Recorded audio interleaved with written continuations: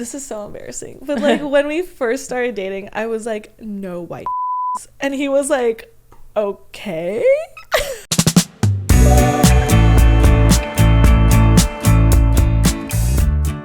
Hello everyone, welcome back to Touchy Subject, my brand new podcast that I'm a little nervous that I'm starting. Here today with me I have Miss Kazumi. Yay. You might know her as the gangbang girl. Oops. I want to try to drop that title with her today and get beyond the gangbang girl. Yeah, what else is there? Nothing. What? Yeah, Don't say that. Just a big hole. So today we have Miss Kazumi. Yay, hi. We tried to do this podcast last week and it wasn't working, so Yes. I want to apologize for that. Thank you for coming back. Like foreplay until like seeing you again. I was like, oh, I'm so ready to ask her these questions. I have full Kazumi mode in my head, and then it just wasn't working. Are you gonna ask me some traumatic questions? Am I gonna be like twisting in my seat? Probably not stuff that people haven't asked you for. Actually, maybe some stuff, because you've mostly been interviewed by men, boys, and boys think about boy things. Yeah. But I just want to start with the basics. Like, tell me about your life growing up. My life growing up, I had a really strict upbringing. I wasn't allowed outside till I turned 17. Like in the playground? No, like it was like when the school bell rang, my parents were already outside. So summers, weekends, vacations, I didn't go out or socialize at all. So I felt like all my friends were on the internet, which is like the worst thing to do. Like it's like, I'm gonna fucking make weird friends on the internet if you won't let me go So you were outside. allowed to go online, but you weren't allowed to go outside. I had a Nook, which is like a Kindle. Yeah. And on Wi-Fi, it had the internet. So yeah, you could access everything. So I through wasn't that? allowed to have the internet. But they didn't know. My Asian parents didn't know that she could like go on the web. But I would email friends.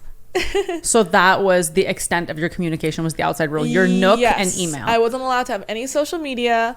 So in the 8th grade, I was holding a boy's hand in front of the fucking Claire's at the fucking Galleria Mall in Glendale, and my dad was like, "You're done." So he transferred me to a different school district in a different city and said I wasn't allowed to contact anyone from my friends in Glendale. So I went to a different school district in LA for 2 years. It was so stupid. Holding hands. For holding hands, and then on my last 2 years, I was able to go back to Glendale. Wow. Yeah. Wow, Kazumi, how dare you hold hands outside the Claire's? I was like, oh my god, frick? I'm like so sad for you. So you're the friend where I'm like, hey, like, can we hang out this weekend? And you just have to be like, no, my parents don't let me do any. Actually, I'm the friend you've stopped asking to hang out because you know the answer. So now I just perpetually feel left out and depressed all the time. So if you don't know this, Kazumi, she's on OnlyFans. She's the gangbang girl. So like clearly your parents, the way that they raised you maybe backfired a little bit. I see. People like to say that, like they're like, "Oh, of course you had daddy issues, and of course you lived." No, but like I wouldn't say it's daddy issues. I feel like it's just like the repressed childhood, right? I would say, but I would say I was always terminally horny. Like it was always like an element of myself. Like it didn't stop me. I just learned how to be super sneaky. Like I wasn't allowed to have any outside things, but if I signed up for a school club, I could stay after. So because it was like extracurricular, yeah, because it's like I could have chess club, but like chess club would be I wouldn't be able to leave the school because I actually had a tracking device on me till I turned 22, and I'm 25 right now. In your phone? Yeah, but like, so you were allowed to have a phone? No, I would have my mom's phone at the end of the day, and then they would track me that way. Wow. Yeah, no, it kind of sucked ass. So then when did you lose your virginity? Did you like get right before college? Because I got my first phone when I was 18, and I got a Tinder when I was 18. So I started dating around, but I always told people I was into ethical non-monogamy and polyamory, and I had no reason to do monogamy. Like, what? Like I did not want a one-on-one relationship. Questions right now. I'm like an onion. So you turn 18 and what, you have your own money and you go get the phone, or they go? No, my parents gave me my phone on my 18th birthday. So then like, I mean, how do you deal with that like new freedom? I'm just imagining that moment for you, and it's like you went from having nothing to having everything at your fingertips. It didn't feel like freedom because my parents still had a tracking device on that phone, and I felt like they used the phone to control me. Like if I didn't, like my curfew all the way in college was 10:30, and they would always be like, you have to be home or we're going to turn your internet off, or like turn your fucking phone off, because they didn't allow me to get a job, and they also didn't allow me to learn how to drive, which was like a thing that made me so fucking mad. Yeah, like, and you still don't drive? No, well, that's just because now I just don't want to learn how to drive. Like, I'm like, fuck it, it's scary. I feel like I missed like the wave that a lot of people did of like figuring like life out a little bit, and I just kind of like don't care to learn how to drive. So as a mom who also doesn't want to give her daughter a phone until she's 16, yeah, how do you feel about that now that you like went through it? I think it's fine as long as it's not like in like a weird punishment type of like you'd probably let your daughter like go and get lunch with her friends. Oh, or yeah, have for a sure. Sleepover. Yeah, I felt like this like made me hold like a lot of resentment to my parents, which is why they don't really know what I do, because I'm not gonna tell them anything. Like they're like my biggest haters.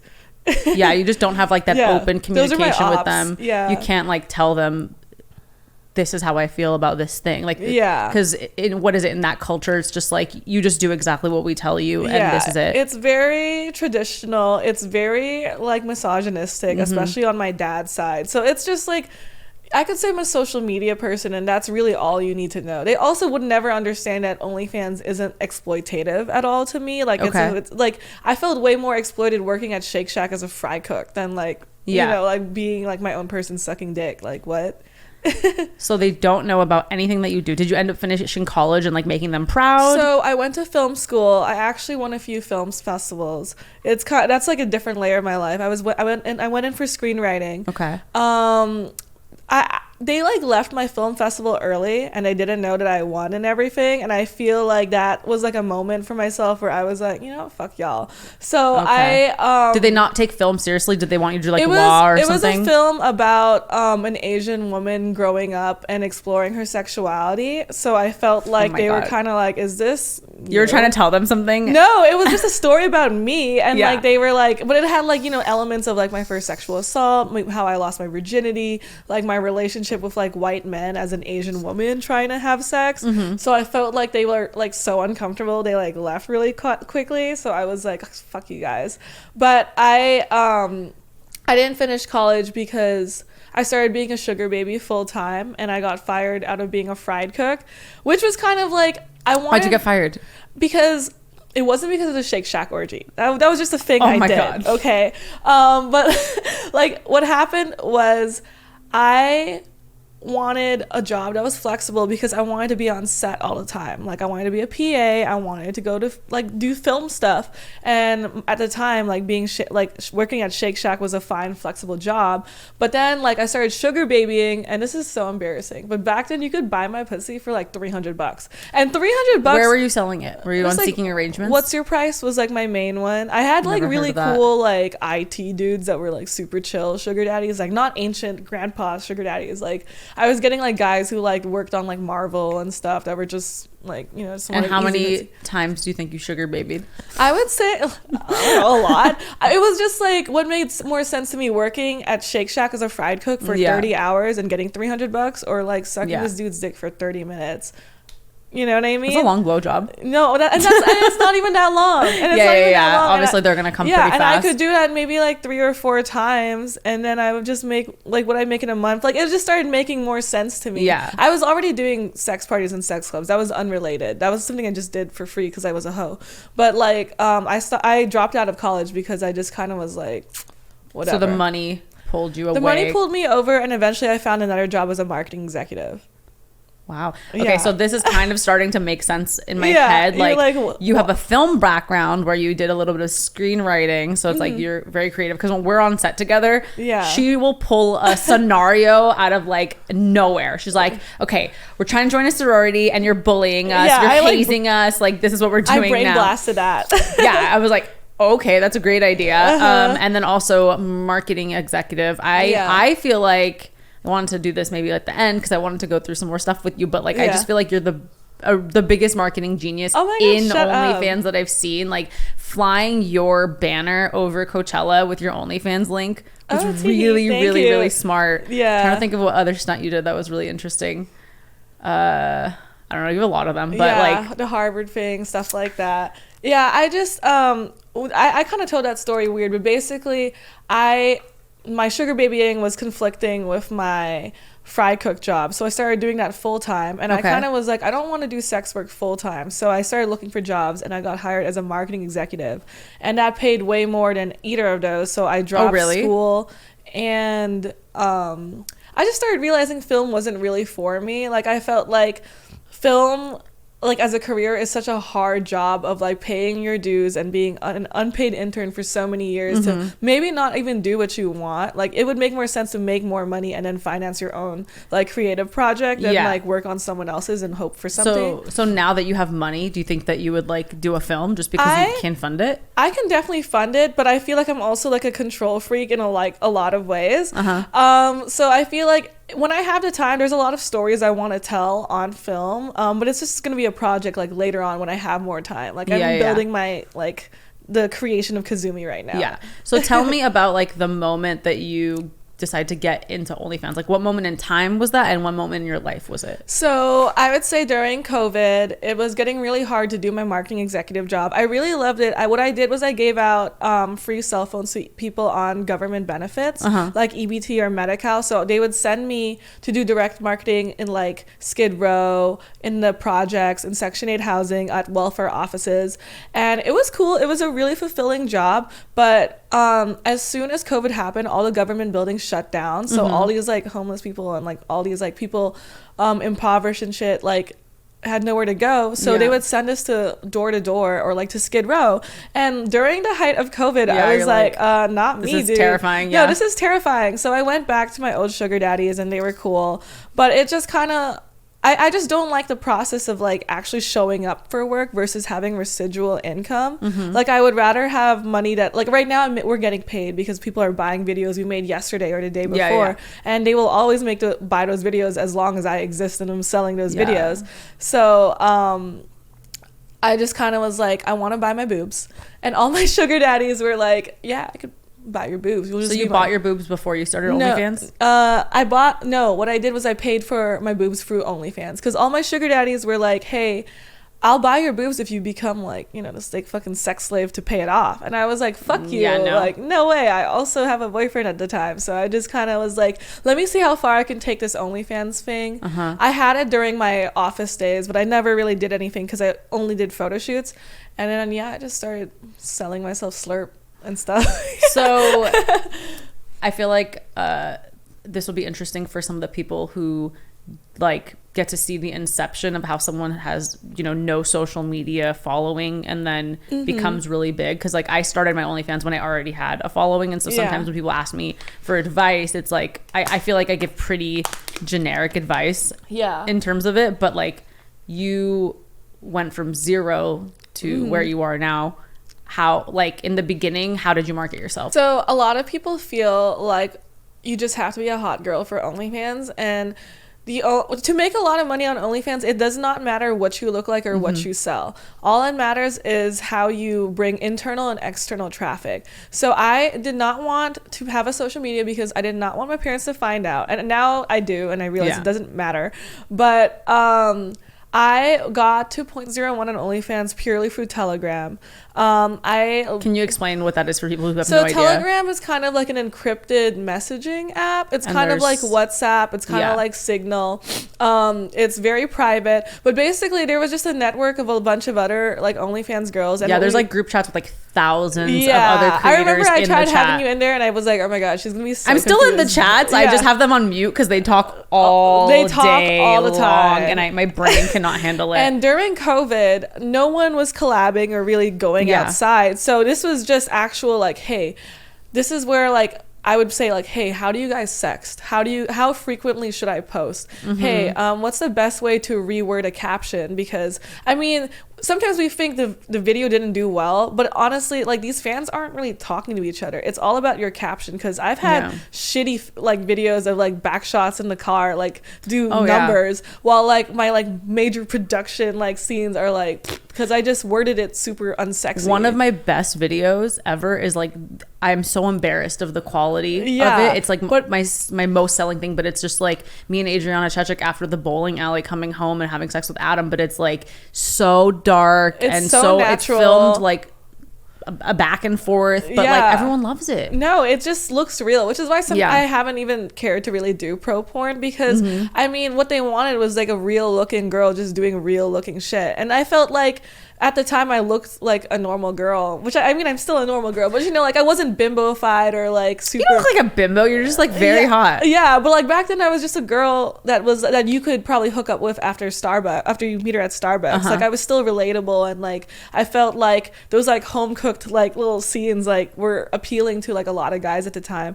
So at the time I really focused on internal optimization of my OnlyFans, like, you know, obviously keeping it low acquisition, $3, posting frequently. Like I would just focus on like the technique and like the methodology. And you got all this information through being in those group chats. Yeah, because we would just exchange so many ideas. We would have coaching groups where like, you know, like a girl that would be really big would teach us how to do it, and I would just go back and forth and just ask a lot of questions. I treated it like school, you know, like I was pretty good at like being the best at my hobbies. Like I was good at film school, I was good at my marketing stuff, so it was another like thing that I was very studious. I'm pretty sure I could get to the top pretty well. So I just started saying like, let me hit 25k a month, then let me hit 50k a month, then 100k, then 200k, and I'm just been continually trying to beat it. I started building my social media after OnlyFans servers just started glitching really hard, and I felt like my money was inconsistent because, you know, if you log on, sometimes it's slow and gets really annoying. I feel like the site couldn't handle like, the big surge in new creators they got, and especially back then, and it was like down all the time. And at the time I was like, okay, well, my income is not consistent because it's based on the people that are already inside. Like I need to find people that will come join all the time. So I started building my Instagram, but I didn't find myself attractive conventionally yet. So I started paying for memes, and memes are kind of like the big wave. That's where I made that fake Harvard ad of myself. That's why I did the airplane thing. You're saying you paid meme pages to post you. Okay, you weren't making memes. I was making memes. You were making of myself. What's like the first meme that you did? The first meme I made was like the fake Harvard flyer of me saying I got kicked out, and like so I would have people like Jimmy Smacks, World Star, etc., and like Hood Ratchet TV. I would say, hey, could you like post this and I'll pay you this much, and they would, and then I would get a lot of followers, because if you think about it, the average guy does not share or send pictures of you in a bikini. However, he sends memes, because memes are propaganda, and they like come into your psyche, and you start connecting like, okay, this girl equals hot person that has sex. That like it's interesting that you knew all this back then, because like now I see it all the time on my Twitter. I mute the pages that promote them usually, but it's like teacher got fired for having an OnlyFans, and like I know that there is a true story like that out there, but I know that 9 out of 10 times when I'm seeing it on my feed, like it's just been contrived, and it works because like the story and the narrative's the big hook. My big inspiration, I don't know if you know her, was Mrs. Poindexter. She went viral on Jam Press, which I also use, where her story was like she was a Catholic woman whose kids got suspended because they found her OnlyFans because she's a MILF, and that's like a 3-part story. Is that true? Yeah, no, it's a real story. Her kids actually did get kicked out of Catholic school, which is stupid for the actions of the mom. That's crazy. Yeah, no, right. It's like, it's just full of like a bunch of fucking Karens. But she's huge. Yeah, but because of the news cycle at the time picking up OnlyFans stories before it became like a huge thing, she started making like 80k a day. Like, what the fuck is that? Yeah, and that had nothing to do with how she looked like. It's just a story that seems sexy and relatable. I mean, she turns out to be a hot MILF lady. But I think she does really, really good content. Her storylines on her page are really good and stuff.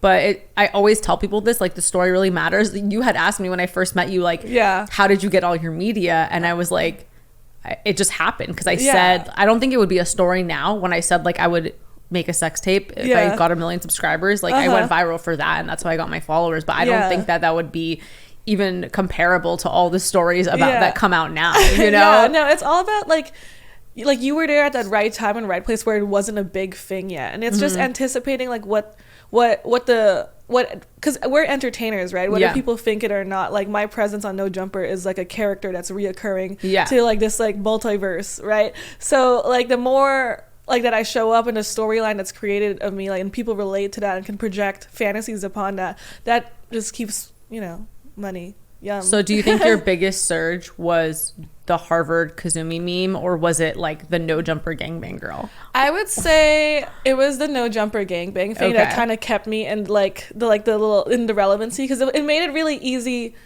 to stay relevant, because no jumper cycles through. It's a video that's never going to be deleted, you know. It's like it's there forever, and it helped me jumpstart like different things, like doing Instagram skits and like other like bigger collabs. Like I don't know if Angela White would have DM'd me without seeing that video. It's funny because it was like, you know, Adam was texting with me the day that you went to the No Jumper office to do the Patreon, and he's like, you know, you were the second Patreon episode they ever did, but the first one was like they just did an episode with 2 girls, and I don't even think the girls even like took their tops off or anything. But then you come through, and I'm like, oh, this girl's a genius. You had 2 outfit changes. She wore a banana costume and like a cute little Sailor Moonish type schoolgirl costume. I guess naked was a costume too, if you count. Naked was a costume. You decided to go naked, and then you also used your hands to make your vagina talk. And you know, did like a little narration there, which I was just blown away when he was texting me all this. I was like, she is such a genius. Oh, thank you guys. And obviously it really worked. I saw that your like conversation on the podcast became a trending audio on TikTok that I think it's since been deleted. I know, but it was can you say the audio? Because it was just like, I used to be a gangbang girl. I used to fuck like 50 guys like in like one night or whatever. Honestly, it was true. I did in fact fuck 50 guys. One night. It was a viral story that was truthful. You're not making it up. I sometimes tell people like 37 as a joke, but yeah, I kind of did that. You sat there and you tallied them on your hand. I can invite you to these parties. They might recognize you, but like, Angela White was like, can I come to these? And I'm like, no, because they'll attack her. Yeah, they'll know who you are, and they'll be like, oh my god. Oh, because is everyone anonymous at these parties? Like, do you guys exchange any like, hi, I'm blank? Some places are like, you can't have your phone out, like don't get people's contacts, because stalkers are weird. Like, this is just like a place where I could just like let go and be a sexy like slut hole, you know. Okay, I feel like anyone listening, if I don't ask more about the gangbang party thing, is going to be annoyed, because I know all that. I've heard you talk about it a million times, but can you just like describe the scene of coming to like a gangbang party? So it just like, whenever people like hate me for it, I'm like, so do you want girls to like enjoy sex or not? Like, if a guy was able to have like a fucking reverse gangbang of 50 hot girls, like, wouldn't you be like, woohoo, you know? So you like entered a house, everyone, I love being the center of attention. Don't know if that's a traumatic thing for me, but the thing about gangbang parties is that people are really nice and very respectful. Like, I get a lot of social anxiety in a lot of places because I grew up a little sheltered, but here I feel like I can kind of be myself, which is like, you know, be slutty and horny without anyone really judging me. And I feel like the conductor. Like, for me, gangbangs are so empowering because these men are here for me to fulfill my fantasy, and when it stops, it stops. When it starts, it starts. Are you the only girl? Is it like always a bunch of dudes? There's obviously less girls, right? It's just less girls. So maybe like 5 girls like floating around, but like 50 guys. And I'm not fucking like all of them at the same time. It's like I'm grabbing 5 and we're fucking for like 10 minutes, and then I go out and eat a sandwich, and then I go. Do you have to pay to go to these parties? No, these are just parties. Okay. I would say like maybe like men have like admission fees or like donations to pay off like the fucking room, because it's usually the Marriott or like some shit like that. Oh wow. Okay, so you walk in and you know there's like I would be intimidated. There's like 5 girls and there's like a bunch of guys. Like, what has to take place for people to start like warming up to each other? So I used to throw sex parties every Friday, like during college, because I'm just like that. And a lot of times what we'll do is like we'll have like little icebreaker things, like maybe we'll have like Twister or like Cards Against Humanity, because you know, like, perverts are nerds usually. And like we'll all talk. We usually try to stay sober because we don't want to blur the lines of consent, which is why I haven't done like a lot of drugs in such a long time.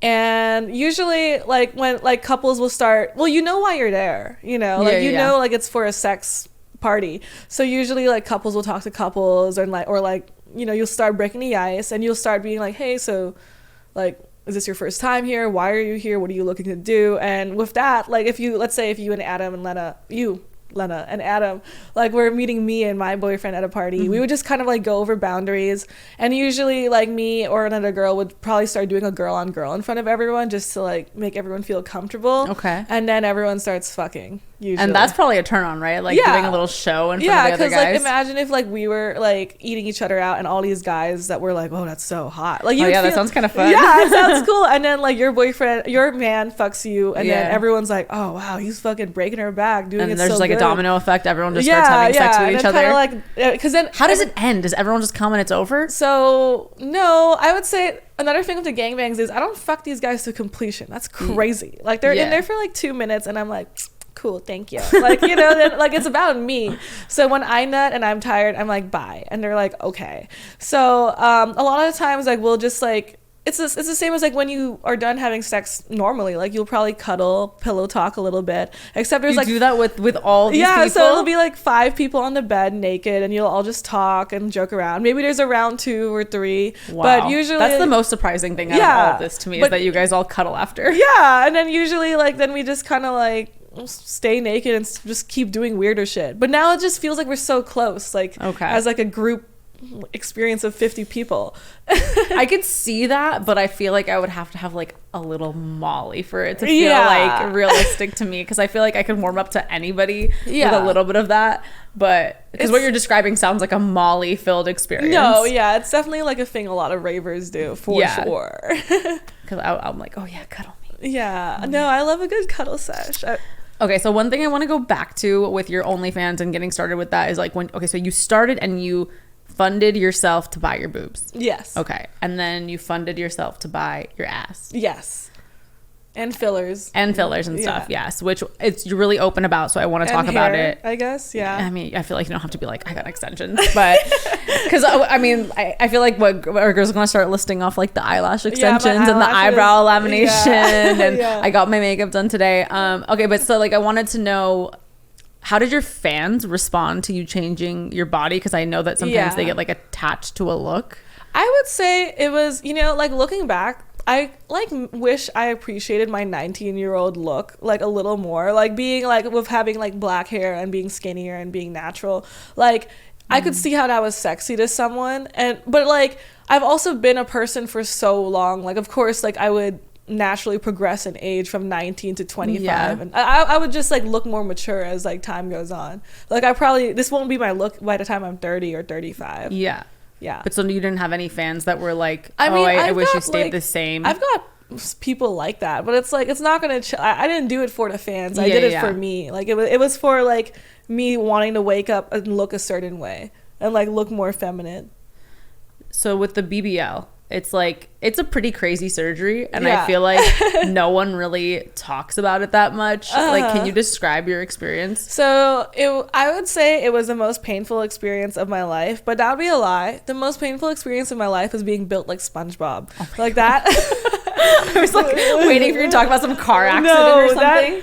Because mentally, I gained a lot of weight during COVID, and it wasn't on purpose. It was just like I was inside. Also, I was getting like a hobby of like cooking like lavishly buttery meals. Oh my god, you cook beautiful food. I've seen it in your pictures. Like that was another life path, which was like maybe I'll be a chef. No, I won't. But I just gained a lot of weight, dude, and like my ideal body was not a muscular, fit, lean girl. I wanted to be like curvy and feminine and like have a big fat ass and a really tiny waist, which, you know, doesn't always exist in the real world. Like I had no hips. There was no workout that would have injected like fat into my hips. So it was a really emotionally and physically painful experience in my life, but I do feel more confident now. And in terms of like my life changes afterwards, I was always slutty. I was always doing my thing. I didn't really have doors close on me because I was like a bigger girl for a second, because I was already like insane and slutty. Like, I mean, like who fucking cares?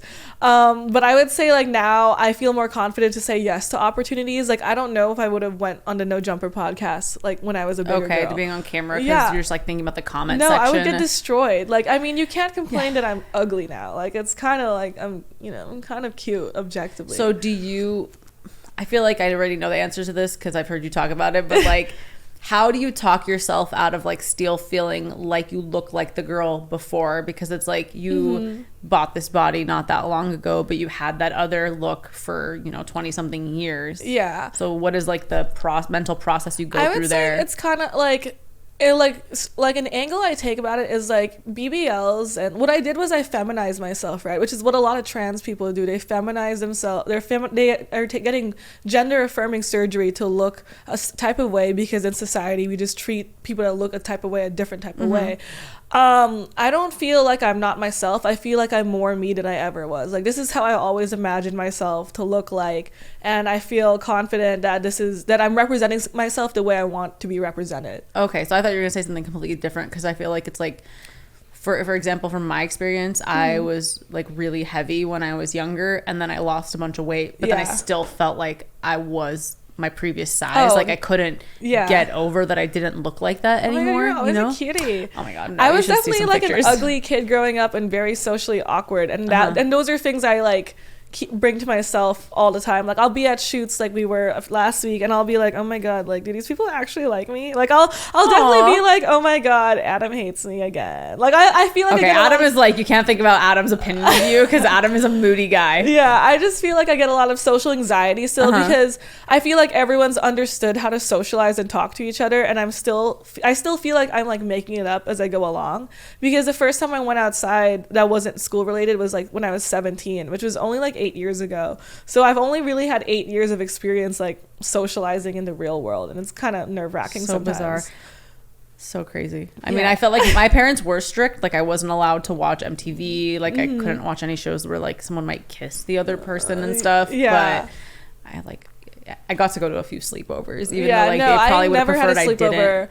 Wow. Yeah, and I still feel like a sleepover would be weird. I don't know. Like, I just feel like I like certain things. Like, I've never been to a club or a bar. They make me really nervous. Like, I feel they're just telling like horror stories of what happens to people. They're just loud, and I feel like the guys there don't understand consent. Like, at gangbangs, you choose not to go to them. Yeah, at gangbangs and orgies, like, people are way more chill and way more respectful, and like I feel like, because they're not always the most attractive people, which reminds me of what I used to look like. I feel like I'm around more normal people that don't care about stupid shit. Got it. Okay. So I want to talk a lot about your boyfriend. Oh my God. Your boyfriend, at what point did you guys start dating? Were you already doing OnlyFans? So we started dating in 2019, so before I had an OnlyFans. We met at the marketing executive thing at the fucking welfare office. We both had the same job. I remember like there was like a trash can bum fire like right next to us, a guy getting arrested, police everywhere. It was just a normal day of work literally for us. But he saw me, and I could tell he had a six-pack. So through his shirt, you just knew. Yeah, so I could tell. I had an Instagram back then, but it was a really small one. It was a very slutty Instagram. It just wasn't for OnlyFans. Like I did like all these like boudoir like weird photo shoots all the time, but they weren't to sell. I just kind of was slutty anyways. So I had him follow my Instagram. I'm surprised you had that kind of Instagram while having like a very normal job. Were you probably no, my office job told me to stop, and I was like, oh wow. I was really good at my job. I was the second best like person in the United States for a second about it. It's no, I really loved like marketing. It was like made me feel so alive.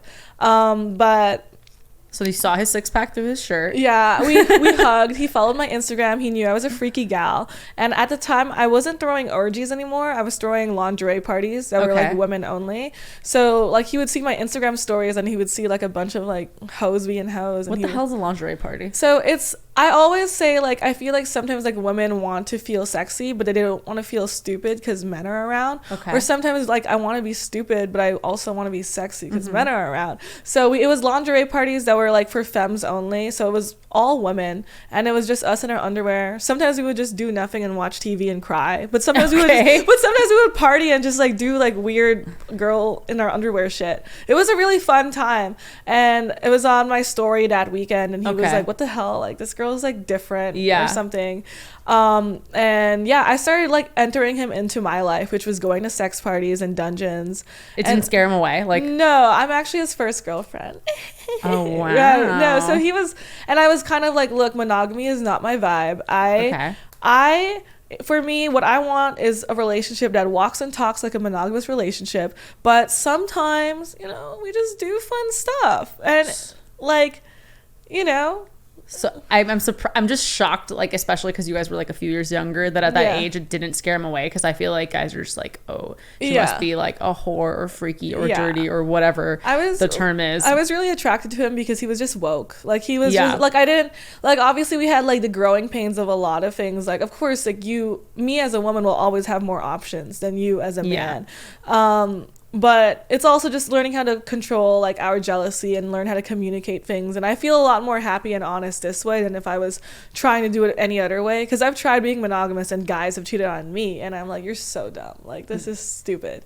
So what are the rules in your relationship right now? So we still have the fluid bond if it's not for work. So like if I am having a hookup with a random guy, then obviously he has to wear a condom. But that's just in general. Like, why would I have raw sex? I mean, during scenes now I can have raw sex, but I don't do cream pies or facials or swallow. I don't call anyone else daddy. And also I'm just really clear that I have a partner. When you're making the appointment. Yeah, you know, I don't really make the appointment often, you know, but when it happens, I'm always like, I mean collaborations with men. I feel like you've been collaborating with a lot of other big and I always say stars. I have a partner and these are his rules. And I also feel the vibe. Like, if I feel like they'd be disrespectful and weird, there's no we don't really have to collab. Like, it's got it. Okay. I mean, I feel like most people who have been in the industry for a long time like should be respectful. I feel like there's so many different types of unconventional relationships in the industry that I feel like it's like your relationship is kind of normal in the industry, it's like, you know? All right, like, it's not a big deal.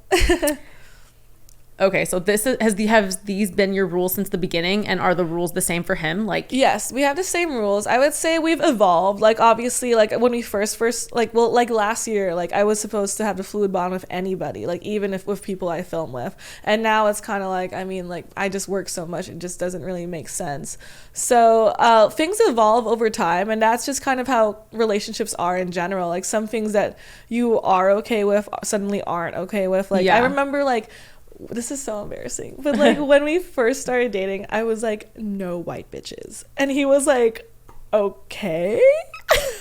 And he just followed that rule of like not talking to any white woman, and I was, why was that your rule? I know, it's so cringe. It was because I just felt like, did you feel inferior to white women? No, I just felt like they were usually kind of racist, and like I just like, you were trying to protect him from like these like BBC bitches. I was like, get away from these hoes, I hate them. My god. Because he went to like a PWI, predominantly white institution, and I just feel like, you're always talking in acronyms. PWI, and I just felt like he would be like, yeah, like, these white women love me, and I'd be like, they don't love you, they're just racist, like, they're like fucking fetishizing you. But I feel like inversely it was because I was mad at white guys for a second, because I felt they were like fetishizing you. Like, I like white guys would fetishize the fuck out of me, which is why I didn't fuck a lot. Which was why Adam was the first white guy I'd fucked in a long time. I thought you just didn't like white guys because you didn't find them attractive. No, I just felt like I went to fucking film school, and like white guys in film school, you know, like, they're fucking weird. She's looking at Monica, the other white person in the room. I am now a community girl. I now fuck anyone of any race.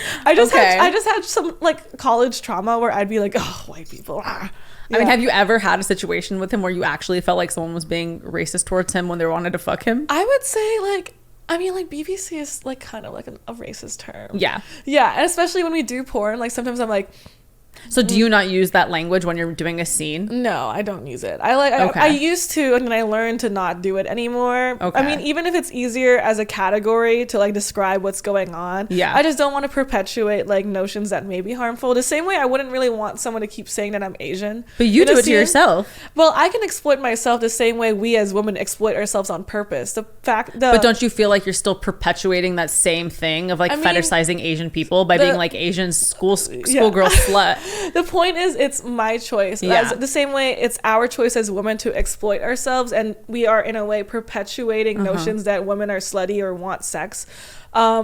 It's my choice. Whereas, like, I feel like if someone fetishized me without my consent, I'd be like, you know, like, it's like you can't do that, but I as a woman can call myself a slut and do slutty things. I'm just like thinking, okay, let's say it's a girl you collaborated with and you guys do a threesome, and she goes on your page and she sees that you are categorizing yourself as like Asian hottie, and then she goes and she's gonna sell the scene you guys did together on OnlyFans, and she's like, me and an Asian hottie. Like, does that bother you? It depends.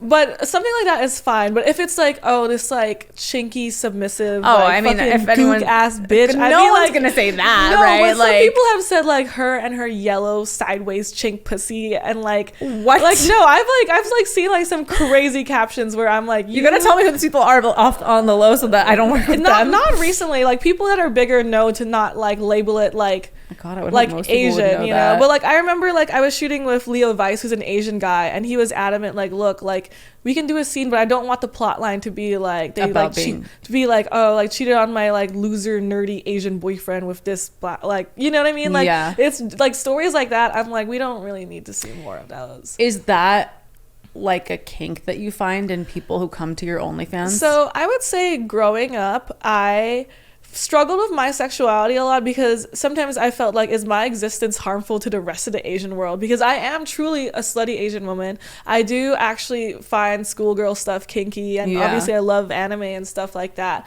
But it's on the viewer to know that this is purely entertainment and fantasy, and not supposed to roll over onto the real world, you know, like the same way like I can say like I'm a slutty Asian schoolgirl, but you can't assume that all Asians are Asian slutty schoolgirls, you know what I mean? Like I can hope that my audience is smart enough to realize that I'm a person and not a representative of like, I'm not the president of Asian sluts, you know? No, yeah, but I feel like on the other side of that, it's like a girl who maybe had a really sheltered upbringing but also feels, as you say, terminally horny, like might look at you and be like, oh, they're like, I can do what she does, or like you give you inspire, I don't know, that. Yeah, I mean, if you are a terminally horny Asian girl, by all means be terminally horny and Asian, you know, like, but understand it's not because we're Asian. Like, the same way like we as women exploit ourselves sexually, it doesn't mean a guy can touch us at a bar or anything. Just because I have 50 bodies doesn't mean anything. Like I just it must be like really bad for you because you talked so much about being the gangbang girl that I hang around like circles that understand me though, so luckily I don't really get guys who assume just because I did 50 gangbangs means I want to fuck them. So did you do any gangbangs while you were with your boyfriend? Yo, hell yeah. What the fuck? Was he part of it, or did he not want to be a part of it? He's been in like a few, but like only like maybe like 3-4 guy like type trains, like not like fucking 50 guy parties, like those are huge. And does he help you pick the guys? Like how does that work? I usually pick my own. I say like I'm not really a unicorn hunter. Like I don't really like to find guys for us. I like to find people for me, and he finds people for him, and then we come together at the end of the night and talk about our experiences. So you guys do describe them back to each other? Yeah, like I wouldn't say I describe it like the whole experience. Like, that's so crazy, but like I'll be like, hey, I like fucked this guy in the bathroom, just saying, yes, I told him I had a boyfriend, and he can be like, okay, cool, I fucked this girl in my room and she's left and stuff, etc. I just feel like sometimes he'll like a girl, but then her boyfriend will be like a disgusting ogre, and he'll be like, where's your sacrifice? And I'm like, oh my god, like not me, like I am not going to like take one for the team. Or sometimes I'll find a guy is hot, but like his girlfriend like looks like she just does not want to swing, or like only wants to be with girls, because I mean, you know, a lot of relationships have OPPs, which is one penis policies. So I just kind of am like, just do your thing and I'll do my thing, because I feel like we'll both get really annoyed trying to find like the couple for us. Like we've gotten lucky sometimes, but I prefer like just doing my thing. Interesting. So like, can you describe a scenario in which you actually got jealous of each other and like what it was about? I would say, okay, when we first started, I guess I did get jealous a little bit, because I kind of like sometimes we'll go to a thing and it'll be a little harder for me to start like talking to guys. I know it'll be easy once I start, but then like guys get weird and I get anxious, and you know, he like went in there and he was already making out with people, and I was kind of like, can you please wait? Like, can you like wait? You want to start at the same time? Start at the same time. But then I think the next one, like I just went for it, and he was like, dude, there's like no girls here for me, and I kind of was like, do I have to wait for you to find a girl to like? And it was kind of like, okay, we have to be fair. So now it's just kind of like we just go and we do our thing, and it's like, I mean, who cares? You had to go through the growing pains like, of the whole process. A race. I used to be like, oh, you have a girl, okay, and well now I have to have 2 guys, and now it's kind of like I could just stay home. Like if I'm not trying to do it anyways, like I don't have to try to beat you or try to compete with my boyfriend on who gets laid more. Like I don't care.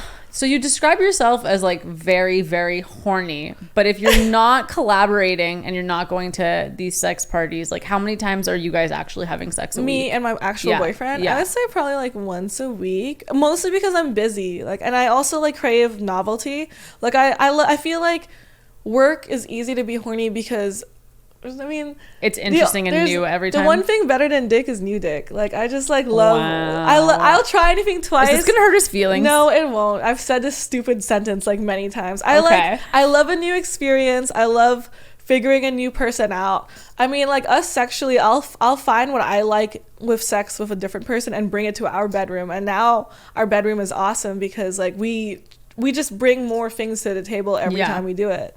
And so it, like, you're having a lot more sex than he is, right? Because he doesn't do OnlyFans or like, and he collaborates with you on your OnlyFans, right? So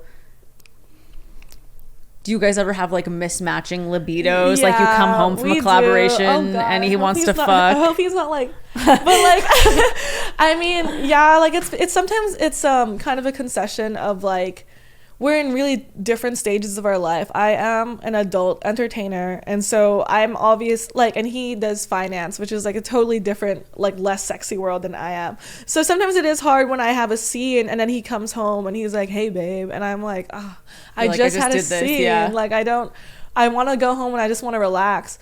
But because it feels a lot like work. Yeah, but like I'm like, well, if you had the same opportunities as me, wouldn't you also want to be like fucking Angela White and like there's like these people? Like, it's more, I feel like it's not really a jealousy thing and more of like a FOMO thing. Like, I feel like if we were able to have the same experiences at the same time without it fucking up his like work life, I feel like it wouldn't be as big of a deal. So you don't feel like it's getting in the way of your relationship, the like mismatching libido thing? Really good communication. So I would say like a week or two ago, he was like, "Hey, like, I feel like, you know, I want to feel like you are most attracted to me and want to have sex with me the most." And so I realized that I wasn't really necessarily showing affection as much because I was getting tired. So I had to like slow down my collabs. I wanted to slow down my collabs because there's only so much attention you can give to human beings in general. And then you come home to the most important person in your life and then you have no energy left. Yeah, like I love work, I love what I do, but I also like love my partner. Yeah. And even though for me, like I love him for reasons beyond sex or beyond. Of course. I love him for his company and stuff. And for me, for a long time, I was like, well, this is fine. Like, I love to spend time with you. I'm not getting dinner with these people. But I kind of was like, if I'm not able to give you sexual attention, I really want you to find it in other people too. So, you know, I feel like you just letting him like open up more, and I'm going to slow like my professional life down because truthfully, I don't need more male content. I can just slow it down whenever. It's just a thing I feel like I want to do sometimes. Do you feel like the content that you do with men is like satisfying in the same way that all your other off-camera sexual experiences, like the gangbang parties and stuff? Like, yes, I don't do gangbang parties too much because again, like I work so much, of course, and like I love making money more, and also I'm having awesome sex at work, so it doesn't really matter to me. I would say like gangbang things are like a social thing for me. Like, it's me entering like going to a party. My community, and like all these people I know that recognize me that aren't necessarily like also other influencers, so I feel like I'm back home, whereas like here I'm like fucking professional people who've been like fucking on camera for years, so it's cool to see like what their skill set is like, you know? And I don't just mean sexually, I mean like just like film wise, like how they like market and sell. Like, I just love meeting new people and like understanding them. When I'm on set with you, it's like you are just going off asking questions about like, how do you do this like this, like you're like always collecting data info on like how you can make your business even better, which I think is respectable. But that's why I like sometimes I just wonder, I'm like, where does Kazumi end and blank begin? I'm not gonna say your government name, but my government. You know, it's like I feel like I've hardly seen any of the other side of you because I feel like you're always on. Yeah. Oh my god, really? I would say like I'm like at the thing I was off like for like when the cameras weren't on. That's like my when we were at we did like a 7-girl orgy thing, like orgy party. Yeah, I would say I was off. Like, that's generally how I actually am. But off, but like doing TikToks every 5 seconds. Yeah. No, okay, I guess it wasn't really me. I would say like at home I'm a lot more chill. Like Like I don't know, I like what to watch weird documentaries. I'm pretty Okay. nerdy. I like communities and like understanding and exploring things. So that's why like I went to an anime convention this weekend. Yeah, you're always doing stuff. I'm like very inspired by it because I don't leave my house a lot, especially on the weekends. I'm like, I go out to lunch for 5 minutes and come back home and I'm like, wow, I'm so tired. I would say we fly out somewhere every weekend like nowadays. Well, mostly because I just kind of like booked like a music festival here and like here over there. Like I just want to like live life and stuff. That's awesome. No, like do it before you get jaded, because I feel like by the time I could really afford to go to music festivals, I didn't really want to go to them anymore. Yeah, because I would get so overwhelmed by the crowds and stuff. But I do miss that time. Like it's a lot of fun. You're always meeting new people and you like doing that. And I always say it's like it's gonna be nostalgic, because when I'm gonna be like 40, I'm not gonna go to music festivals or like going to an anime convention. I feel like you're gonna go to a music festival. Maybe you're gonna be like not old, but like the older person at the music festival. But I'll be doing other things like with my life. So I want to look back and see I was part of a society. Like I participated. I had no regrets like seeing if this community was nerdy or weird or anything, which is why I went to those gangbang parties and all those other things I did. Like I want to figure out what I like and why I don't like it. Just like always trying out new experiences to figure out what you like to do. Yeah, we went to a furry party a few weeks ago and I realized it was not for me. Oh, really? What told you that? It's just so sweaty, man. Like they were like in the suits. Outfits. I was like, this is so moist. I don't know. I definitely respect the furry community. I'm pro fur. But like I just want to like explore communities and understand why they do it, because it's all just an extension of yourself. Like we went to a LARPing thing. We went to like this like saber guild, which was a lightsaber team and stuff like that. Like I just like asking questions. How do you even find out about all this stuff? Weirdstuff.com. And just like, what are they doing this weekend? I feel like I just know how to navigate the internet really well. I'm not like because of like how I grew up. So I know how to find people with like really like tight knit niches and like figuring out how to get there. What's your next thing that you're gonna explore? I really want to explore ABDL people. What the hell is that? Adult baby diaper lady. Oh my god, I don't want to know about that at all. I wanna, because my friend is a little, so she like, it's like age play where it's like she reverts back to being a child, and at first I was like, girl, what? And then she was like, well, I didn't really have a childhood, so I want to revert back to a space and time where I could feel like I had it, and I go back and people are nice to me, because people weren't really nice to me back then. It's not a sexual thing. It's just kind of like a form of expression, like a subspace where it's like, I'm back to being a kid. People I feel like that attention. Would really freak me out. Really? To be around someone who is like cognitively able, but then choosing to act differently. I would not. I want to explore the non-sexual side of it, because I think the sexual side is a little strange. Oh, there is a sexual side to it. Okay. For some people, but I think a lot of them are just like going back into a headspace that they never really had control of and want to feel like they had control again. Okay, you go to that event and then I will report your findings back to me, because I kind of, now that you told me a little bit, I want to know more. I want to be like, do you pee in a diaper? Do you poop in a diaper? Or do you just wear the diaper? So I'm going to find out. And like, where are they making the adult diapers? Yeah, you can buy adult diapers. Oh yeah, they exist. I forgot. Yeah. Okay. For other reasons, like people just have adult diapers. That's true. I mean, you get them in postpartum for like after, because you have all sorts of same with BBLs, because they're not because I'm peeing and pooping, because I'm like leaking. Yeah, the leaking. Shit. Yeah, that's true. Okay, so my last question to you is, you don't have to work, you don't have to run your social media, you can just do whatever you want for a day. Like, what do you choose to do with your time?